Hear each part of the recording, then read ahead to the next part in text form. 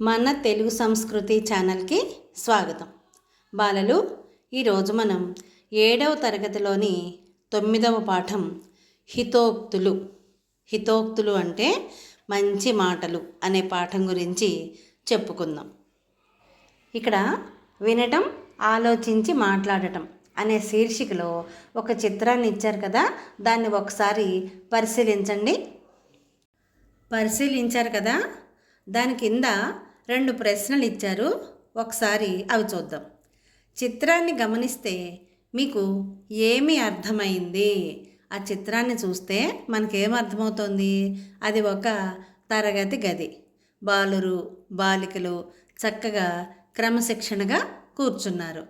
మరి ఉపాధ్యాయులు వారు ఏం చెప్తారు, మనం ఏమి నేర్చుకోవాలి అని చక్కగా ఏకరూప దుస్తులు అంటే యూనిఫామ్ అంటాం కదా, ఏకరూప దుస్తులు ధరించి చక్కగా కూర్చున్నారు. విద్యార్థులందరూ కూడా నిశ్శబ్దంగా కూర్చున్నారు.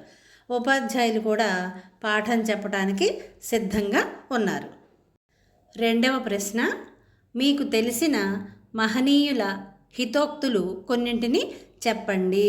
కొంతమంది గొప్ప గొప్ప వాళ్ళు ఉంటారు కదా, వాళ్ళు చెప్పినటువంటి హితోక్తులని చెప్పమని అంటున్నారు.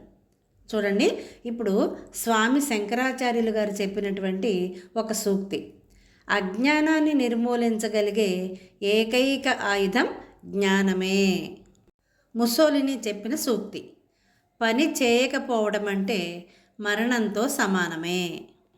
షేక్స్పియర్ చెప్పిన సూక్తి, అజ్ఞానమే గాఢమైన అంధకారం. అతి సర్వత్రా వర్జయేత్ అంటే అతి అనేది ఎన్నటికీ పనికిరాదు. ఈ సూక్తి చెప్పినది చాణక్యుడు. ఋగ్వేదంలో ఉన్నటువంటి ఒక సూక్తి, క్రమశిక్షణని పాటించేవాడే లోకాలని పరిపాలించగలుగుతాడు, క్రమశిక్షణ లేనివాడు ఏమీ చేయలేడు. మహాభారతంలోని ఒక సూక్తి, గర్వం మనిషిని నరకం వైపు నడిపిస్తుంది. బైబిల్లో ఉన్న ఒక సూక్తి, అతిథి సత్కారం వల్ల మనిషి దైవత్వాన్ని పొందుతాడు. పంచతంత్రంలోని ఒక సూక్తి, ఒకసారి అపనమ్మకం కలిగించిన వారిని మనం మరెన్నటికీ నమ్మకూడదు. వినోబా భావే చెప్పినటువంటి ఒక సూక్తి, మనిషి బుద్ధి స్థిరంగా లేనిదే ఏ ఆదర్శాలు కూడా రూపం దాల్చలేవు. ఉపనిషత్తులలోని 2 సూక్తులు, సత్యం వద ధర్మం చెర అంటే సత్యాన్నే పలుకు, ధర్మంగా ప్రవర్తించు అని అర్థం. ఇంకొకటి, మాతృదేవోభవ పితృదేవోభవ ఆచార్య దేవోభవ అతిథి దేవోభవ. తల్లి, తండ్రి, గురువు, అతిథి మన ఇంటికి వచ్చిన వాళ్ళు, వీళ్ళందరూ కూడా దైవంతో సమానం అని అర్థం. కందుకూరి వీరేశలింగం పంతులు గారు చెప్పినటువంటి ఒక సూక్తి, చిరిగిన చొక్కా అయినా తొడుక్కో కానీ ఒక మంచి పుస్తకం కొనుక్కో. తులసీదాసు చెప్పినటువంటి సూక్తి, మనిషికి మంచి మనసుండాలే కానీ నానా విధాల సంపదలు వాటంతటా అవే వస్తుంటాయి. తర్వాత కబీరు చెప్పినటువంటి సూక్తి, రేపటిది ఈరోజు చేయవలసినది ఇప్పుడే చేయాలి. స్వామి శంకరాచార్యుల సూక్తి, ఉత్తమమైన స్వభావం అన్నిటినీ మించిన గొప్ప ఆభరణం. జాన్ మిల్టన్ చెప్పినటువంటి సూక్తి, బలహీనతని మించిన దుఃఖం లేనే లేదు ఈ ప్రపంచంలో. అంటే అసలైన దుఃఖం మన బలహీనతే అని అర్థం. గౌతమ బుద్ధుడు చెప్పినటువంటి ఒక సూక్తి, మనిషి చేసిన పాపాల తాలూకు పరిణామమే వేదన. సర్దార్ వల్లభాయ్ పటేల్ గారి సూక్తి, పేదలని సేవించుకోవడమే పరమాత్మునికి సేవలు అందించటం. దీన్నే మనం ఏమంటాం? మానవ సేవే మాధవ సేవ అని అంటాం. రామకృష్ణ పరమహంస చెప్పినటువంటి సూక్తి, మనిషి తనని తాను తెలుసుకుంటే భగవంతుణ్ణి తెలుసుకున్నట్లే. స్వామి వివేకానంద చెప్పిన సూక్తి, అన్ని శక్తులు మీలోనే ఉన్నాయి, మీరు దేన్నైనా సాధించగలరు. సూక్తులు బాగున్నాయి కదా. ఇప్పుడు ఈ పాఠం యొక్క ఉద్దేశం చెప్పుకుందాం. నైతిక విలువలతో కూడిన ప్రవర్తన విద్యార్థులకు మార్గదర్శకం. నైతిక విలువలు అంటే ఏమిటి? నీతి, నిజాయితీ, గౌరవం, బాధ్యతగా ఉండటం, దయ కలిగి ఉండటం, విధేయత, ప్రేమ, శాంతి, సానుభూతి ఇలాంటి గుణాలన్నీ కలిగి ఉండటమే నైతిక విలువలు కలిగి ఉండటం. నైతిక విలువలతో కూడిన ప్రవర్తన, ఇలాంటి గుణాలన్నీ కలిగినటువంటి ప్రవర్తనే విద్యార్థులకు మార్గదర్శకం, అంటే దారి చూపించేది, ఆదర్శంగా ఉండేది అని అర్థం. నేటి సమాజంలో బాధ్యత గల పౌరులుగా తీర్చిదిద్దబడాలనే సంకల్పం ఉన్నతమైన భావాలతో, ఆశయాలతో పాటు నీతిని, న్యాయాన్ని, ధర్మాన్ని సత్ప్రవర్తనతో అంటే మంచి ప్రవర్తనతో ఆచరించటం కూడా తప్పనిసరి అని తెలియజేయటమే ఈ పాఠం యొక్క ఉద్దేశం. ప్రతి మనిషి కూడా బాధ్యతాయుతంగా జీవించాలి. ఉన్నతమైనటువంటి భావాలు, ఉన్నతమైనటువంటి ఆశయాలు కలిగి ఉండాలి. నీతిని, న్యాయాన్ని, ధర్మాన్ని, సత్ప్రవర్తనని కలిగి ఉండాలి. కవి పరిచయం. రాళ్లపల్లి అనంతకృష్ణ శర్మ గారు 23/1/1893 నుంచి 11/3/1979 వరకు జీవించి ఉన్నారు. ఈయన అనంతపురం జిల్లా కంబదూరు మండలంలోని రాళ్లపల్లి అనే గ్రామంలో జన్మించారు. ఈయన తల్లిదండ్రుల పేర్లు అలివేలు మంగమ్మ, కృష్ణమాచార్యులు గారు. రాళ్లపల్లి అనంతకృష్ణ శర్మ సంగీత సాహిత్యాలలో ప్రసిద్ధులు. ఈయన సంగీతము, సాహిత్యము రెండూ కూడా బాగా నేర్చుకున్నారన్నమాట. సారస్వత లోకము, అన్నమాచార్యుల కృతుల స్వరకల్పన, వేమనపై విమర్శనా గ్రంథం వంటి రచనలు చేశారు. గాన కళా సింధు, సంగీత కళారత్న అనేవి వీరికి ఉన్నటువంటి బిరుదులు. కేంద్ర సంగీత నాటక అకాడమీ 1970లో ఫెలోషిప్ ఇచ్చి ఈయన్ని గౌరవించింది. తెలుగు, కన్నడ, సంస్కృత భాషల్లో వీరు పండితులు. రాయలసీమ సాహిత్యంలో చిరస్థాయిగా నిలిచిపోయే పెనుగొండ కొండ అనే పాటను రాళ్లపల్లి అనంతకృష్ణ శర్మ గారు రాశారు. అది కూడా చాలా ప్రసిద్ధి పొందిందనమాట. ప్రస్తుత పాఠ్యభాగం శ్రీ శాలివాహన గాథా సప్తశతి సారం అనే గ్రంథంలో నుంచి తీసుకోబడింది. నేపథ్యం చూడండి. కవివత్సలుడు అనే బిరుదు పొందిన శాలివాహన చక్రవర్తి హాలుడు. ఈయన ప్రాకృత భాషలో ఉన్నటువంటి 700 సుందర గాథలను అంటే అందమైనటువంటి కథలను ఏర్చి కూర్చి గాథా సప్తశతి, గాథ అంటే కథలు, సప్తశతి, సప్త అంటే 7, శతి అంటే 100, అంటే 700 కథలు అనే పేరిట సంకలనం చేశారు. సంకలనం చేయటం అంటే ఏంటి? ఆ 700 కథలని ఒక పుస్తక రూపంలో అందించారు. అయితే 2000 సంవత్సరాల నాటి తెలుగు గ్రామీణ జీవన దర్పణం గాథా సప్తశతి. 2000 సంవత్సరాల క్రితం తెలుగు గ్రామీణ ప్రాంతాలలో వాళ్ళ యొక్క జీవనం అనేది ఎలా ఉంటుందో తెలియచేసేటటువంటి అద్దం లాంటిదే ఈ గాథా సప్తశతి. అంటే ప్రతిబింబిస్తుందన్నమాట. అప్పట్లో వాళ్ళ జీవనం ఎలా ఉండేది అనే దాన్ని మనకి కళ్ళకు కట్టినట్లుగా చెప్తుందన్నమాట ఈ గాథా సప్తశతి అనే గ్రంథం. మనిషి నైతిక ప్రవర్తనకు, మానవీయ విలువలకు ప్రాధాన్యత ఇవ్వవలసిన అవసరాన్ని ఈ పద్యాలు స్పష్టం చేస్తున్నాయి. నైతిక ప్రవర్తన, నీతిగా ప్రవర్తించాలి. అలాగే మానవత్వపు విలువలకి, మనుషులకి విలువ ఇవ్వాలి. అలాంటి అవసరం ఖచ్చితంగా ఉంది అని ఈ పద్యాలు మనకి స్పష్టం చేస్తాయన్నమాట.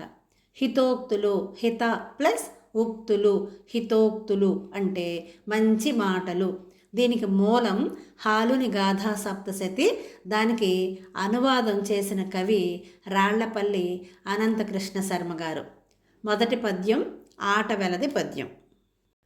నీటి మీది వ్రాత నిజము దుర్జన మైత్రి చేయుచుండగనే నశించుచుండు అది సజ్జనాళియందు జల్పితిమేని రాత గీచినట్టి గీతగాదే. దుర్జన మైత్రి అంటే చెడ్డవారితో చేసేటటువంటి స్నేహం ఎలా ఉంటుందట? నీటి మీద వ్రాతలాగా ఉంటుందట. నీటి మీద మనం ఏదైనా రాస్తే ఏమవుతున్నది? మనం రాసేటప్పుడే అది చెరిగిపోతుంది కదా, అసలు దాని మీద మనకి కనిపించదు. మనం నీటి మీద రాసేది ఏదైనా సరే మనకి కనిపించదు. ఏమవుతుంది? చేయుచుండగానే నశించుచుండు, ఇక్కడ నళించుచుండు అని పడింది, దాన్ని నశించుచుండు అని చదువుకోవాలి. నీటి మీద వ్రాత మనం రాసేటప్పుడే ఎలాగైతే నశిస్తుందో అలాగే చెడ్డవారితో చేసేటటువంటి స్నేహం కూడా అప్పటికప్పుడే నశిస్తుంది. అదియే సజ్జనాళియందు జల్పితిమేని, ఆ స్నేహాన్ని మనం మంచి వాళ్ళతో చేస్తే ఏమవుతుంది? రాత గీచినట్టి గీతగాదే, రాతి మీద గీచినట్టి గీతలాగా శాశ్వతంగా ఉండిపోతుంది కదా అని కవి చెబుతున్నారు. అంటే చెడ్డవారితో చేసే స్నేహం నీటి మీద రాత లాంటిది, అది అప్పుడే నశిస్తుంది. కానీ మంచివారితో చేసే స్నేహం మాత్రం రాతి మీద చెక్కిన రాతలాగే చిరకాలం ఉంటుంది అని ఈ పద్యం యొక్క భావం. రెండవ పద్యం, ఇది కూడా ఆటవెలది పద్యమే. ఇందులో ఉన్న 4 పద్యాలు కూడా ఆటవెలది పద్యాలే. చూడండి. లోభివాని చేతిలో సిరి ఎంతగా వెలయుచున్న సొంత ఫలము లేదు, తెరువు నడుచు వేళ గరకు వేసవి ఎండ మాడువానికి దన నీడవోలే. లోభివాని చేతిలో అంటే పిసినారివాడి చేతిలో సిరి ఎంతగా వెలయుచున్నా, సిరి అంటే డబ్బు లేదా సంపద, వాడి చేతిలో, లోభివాడి చేతిలో ఎంత డబ్బులు ప్రకాశిస్తున్నా, ఎంత డబ్బులు ఉన్నా సరే సొంత ఫలము లేదు. సొంత అంటే కొంచెమైనా సరే ఫలము లేదు, ప్రయోజనం లేదు. ఎందుకని? వాడు ఎలాగో ఖర్చు పెట్టడు. వాడి చేతిలో ఎంత డబ్బున్నా సరే ఆ పిసినారి వాడు ఒక్క పైసా, ఒక్క రూపాయి కూడా ఖర్చు పెట్టడు.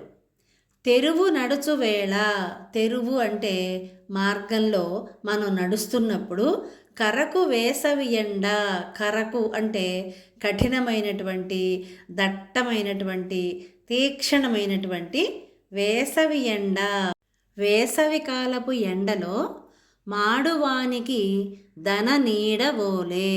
మాడటం అంటే అబ్బా ఎండలో మాడిపోతున్నాం అంటారు కదా, ఆ ఎండలో నడిచే వాళ్ళకి తన నీడవోలే, తన నీడ ఉంటుంది కదా. ఇప్పుడు మనం ఎండలో నడుస్తున్నాం, మన నీడ ఉంటుంది కదా, ఆ నీడ మన వెనకాలే వస్తుంది.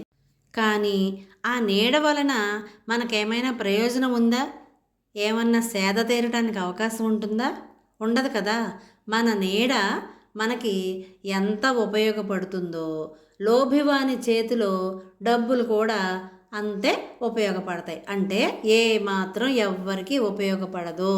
మన నీడ మనకి ఎలా ఉపయోగపడదో, లోభివాని చేతిలో డబ్బు కూడా ఎవ్వరికి ఉపయోగపడదు అని అర్థం. భావం చూడండి. లోభివానికి ఎంత సంపద ఉన్నా కొంత కూడా ప్రయోజనం లేదు. ఎలాగంటే మండుటెండలో నడిచేవానికి తన నీడ వలన తనకు ప్రయోజనం ఉండదు కదా అని ఈ పద్యం యొక్క భావం. మూడవ పద్యం చూడండి. ఎంత ఎలుకగొన్ననేమి సత్పురుషుల నోట నెట్లు చెడ్డ మాట వెడలు, రాహువదన గహ్వరముననున్నను జంద్రుకరములమృత రసమే కురియుగాదే. ఎంత ఎలుకగొన్ననేమి అంటే ఎంత కోపం వస్తే మాత్రం సత్పురుషుల నోట నెట్లు చెడ్డ మాట వెడలు. సత్పురుషులు మంచి వాళ్ళ నోట నుంచి చెడ్డ మాటలు ఎట్లు వెడలు అంటే చెడ్డ మాటలు ఎలా వస్తాయి? సత్పురుషుల నోట నెట్లు చెడ్డ మాట వెడలు. మంచివాళ్ళ నోటి నుంచి చెడ్డ మాటలు వస్తాయా? రావు అని అర్థం. రాహు వదన గహ్వరమున నున్నను.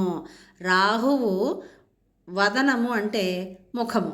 రాహువు యొక్క ముఖమునందలి గహ్వరమున అంటే నోటిలో లేదా గుహలో ఉన్న చిక్కిన, ఉన్నను అంటే చిక్కినా సరే, చంద్రుడు తన కరములమృత రసమే. చంద్రుని యొక్క కరములు అంటే చేతులు అంటే ఏంటి అర్థం?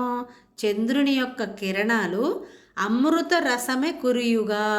అమృత రసము అంటే చల్లదనాన్ని, అమృత వర్షాన్నే కురిపిస్తాయి కదా అని చెప్తున్నాడు.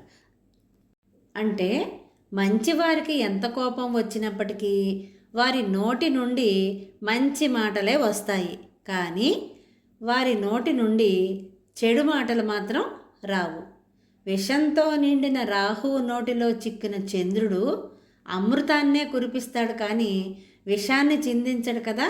అలాగే మంచి వాళ్ళకి ఎంత కోపం వచ్చినా సరే వాళ్ళ నోటి నుంచి చెడ్డ మాటలు రావు, మంచి మాటలే వస్తాయి అని ఈ పద్యం యొక్క భావం. 4వ పద్యం చూడండి. మానవంతుడైన వాని మనం వంత్యదశలగూడనున్నతంబెయగును. మునిగిపోవు వేళలను సూర్యకిరణముల్ మీది ప్రక్కగాదె మెరయుచుండు. మానవంతుడైన వాడు. మానవంతుడు అంటే ఎవరు? ఆత్మాభిమానం కలవాడు లేదా పౌరుషవంతుడు అని అర్థం. మనము అంటే మనసు అని అర్థం. అంత్యదశల కూడా, చివరి దశలో ఉన్నా సరే, ఉన్నతంబె ఎగును అంటే మానవంతుడైన వాడి మనసు చివరి దశలో కూడా ఉన్నతంగానే జీవిస్తాడు, ఉన్నతమైనటువంటి ఆలోచనలతోనే ఉంటాడు అని అర్థం. మునిగిపోవు వేళలను సూర్యకిరణాలు అస్తమించే సమయంలో కూడా మీది ప్రక్క గాదే మెరయుచుండు. అన్ని వైపులకి సమానంగానే వెలుగుని ప్రసరిస్తాయి కదా అని అర్థం. ఆత్మాభిమానం కలవారు చివరి దశలో కూడా ఉన్నతంగానే జీవిస్తారు. సూర్యుడు అస్తమించే సమయంలో కూడా వెలుగును ప్రసాదిస్తాడు కదా అని ఈ పద్యం యొక్క భావం. పద్యాలన్నీ కూడా మంచి మంచి విషయాలను మనకి చెప్పాయి కదా, బోధించాయి కదా. ఉన్నతంగా, ఆదర్శంగా జీవించాలి. అదే ఈ పాఠం ద్వారా మనకి కవిగారు చెప్పాలనుకున్నది. విన్నారు కదా పాఠం? బాగుంది కదా.